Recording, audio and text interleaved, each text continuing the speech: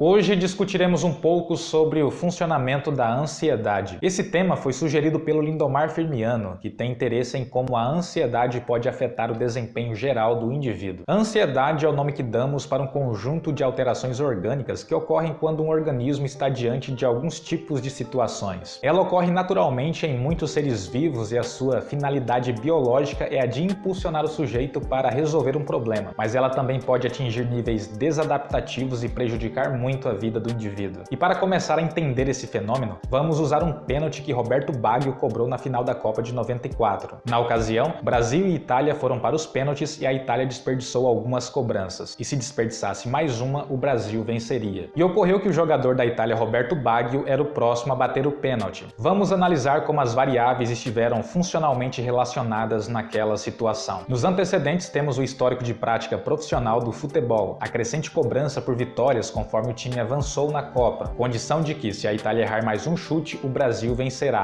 Condição de que, mesmo que a Itália acerte este pênalti, o Brasil ainda vencerá se acertar o próximo pênalti deles. Portanto, para continuar na disputa, a Itália deve acertar e o Brasil errar o próximo chute. O fato de que as consequências de fugir da demanda seriam ainda mais aversivas do que assumir os riscos de permanecer nela, e escutar o zumbido do apito do árbitro autorizando a cobrança de um pênalti decisivo numa final de Copa do Mundo. Nos comportamentos podemos colocar as respostas fisiológicas de aumento nos batimentos cardíacos, rigidez motora e diversos estados corporais típicos da ansiedade, e as respostas motoras necessárias para chutar a bola na direção do gol. Nas consequências temos que a bola subiu demais e passou por cima do travessão, o que resultou na vitória do time adversário. Temos a comemoração do time adversário e também a expressão facial dos seus companheiros de time, e a possibilidade de ser lembrado na história do futebol por ter errado aquele pênalti e não pelas habilidades que possuía. Geralmente, nos contextos que provocam ansiedade, é possível identificar uma sinalização de que uma condição desfavorável vai acontecer ou que poderá acontecer. E isso ficou bastante evidente no caso da cobrança desse pênalti. Estas sinalizações de que algo ruim pode ou vai acontecer provocam alterações no comportamento operante e no comportamento emocional do organismo. E nestas condições, pode ocorrer um aumento na frequência dos comportamentos de pensar e fantasiar cenários antecipatórios enquanto ocorrem reações corporais ansiosas. E por vezes essas sensações corporais servem como condição para o indivíduo fugir ou se esquivar da situação, mas nem sempre existirá uma escapatória. Imagine que você está em um avião a 11 km de altura e de repente o piloto diz que a aeronave vai cair em 15 minutos. Durante os 15 minutos que separam a sinalização verbal dada pelo piloto e o impacto do avião com o solo, é possível que você apresente algumas reações ansiosas como o aumento na frequência cardíaca, falta de ar, formigamento, sudorese, aceleração da fala e dos pensamentos, dificuldade de concentração, gritos de pânico e várias outras reações. Tecnicamente falando, a sinalização do piloto é chamada de estímulo pré-aversivo e o impacto do avião com o solo é o estímulo aversivo propriamente dito. Então, para fins didáticos, podemos entender a ansiedade como as reações que ocorrem no prazo que decorre entre a apresentação da sinalização pré-aversiva e a ocorrência da condição aversiva propriamente dita. No caso desse exemplo, seria o período que começa logo após a fala do piloto e vai até o momento da destruição do avião. Mas existem muitos detalhes interessantes no meio desse processo, como por exemplo, o grau de controlabilidade da situação. Um avião caindo é um caso de situação incontrolável, mas no dia a dia operamos sob várias situações que possuem graus de controlabilidade diferentes, e isso contribui para que a ansiedade aconteça de maneiras diferentes de uma situação para outra. Quanto mais controlável for a situação, menos intensas serão as reações ansiosas, e quanto mais próxima da incontrolabilidade a situação estiver, mais intensas serão as reações e o sujeito poderá operar com menos frequência e menos eficiência. Tecnicamente, chamamos essa queda no desempenho de supressão condicionada, e talvez tenha sido algo nesse sentido que ocorreu com a cobrança de pênalti do Roberto Baggio. Outro detalhe é que quando a ansiedade se torna uma justificativa para escapar de alguma demanda ou para escapar de críticas, é possível que um padrão ansioso de agir seja mantido e modelado, mas ainda existe a interferência do nosso comportamento verbal na ansiedade. Uma pessoa pode se sentir ansiosa só de falar sobre uma situação que lhe causou ansiedade. Sobre isso, tecnicamente dizemos que as palavras passaram a exercer uma função aversiva, mas dependendo da forma com que acontece, o comportamento verbal também pode diminuir as respostas ansiosas e até alterar a maneira como as situações afetam a pessoa. É por isso que o conceito de comportamento verbal é necessário para o entendimento da ansiedade nos seres humanos. Sem falar que é possível possível também sentir ansiedade diante de sinalizações de que coisas boas vão ocorrer, como uma viagem ou o recebimento de uma visita. E nesses casos de sinalizações boas, ter que esperar se torna uma condição aversiva e pode provocar respostas ansiosas. O fato é que as respostas ansiosas ocorrem em muitos seres vivos como uma forma de preparação adaptativa para enfrentar situações potencialmente prejudiciais. E dependendo das características genéticas e também da história de vida do sujeito, a ansiedade pode acabar adquirindo intensidades e durações desproporcionais e desse modo ela se torna desadaptativa. É aí que entra o Manual Diagnóstico e Estatístico de Transtornos Mentais, edição 5, onde podem ser encontradas as classificações de vários tipos de transtornos de ansiedade e de muitos outros transtornos. É comum e adaptativo que as pessoas sintam ansiedade sob certas circunstâncias, mas é preciso procurar ajuda profissional se ela atingir níveis prejudiciais. Se você tem interesse em se aprofundar nesse assunto, sugiro que comece pela leitura do artigo O Conceito de Ansiedade na Análise do Comportamento, escrito por Nilzabeth Coelho e Emanuel Tourinho. Eu sou o psicólogo Thiago Rocha e obrigado por assistir essa edição do Ciência do Comportamento. Se inscreva, dê um like e compartilhe para aquele seu amigo ansioso. E até a próxima!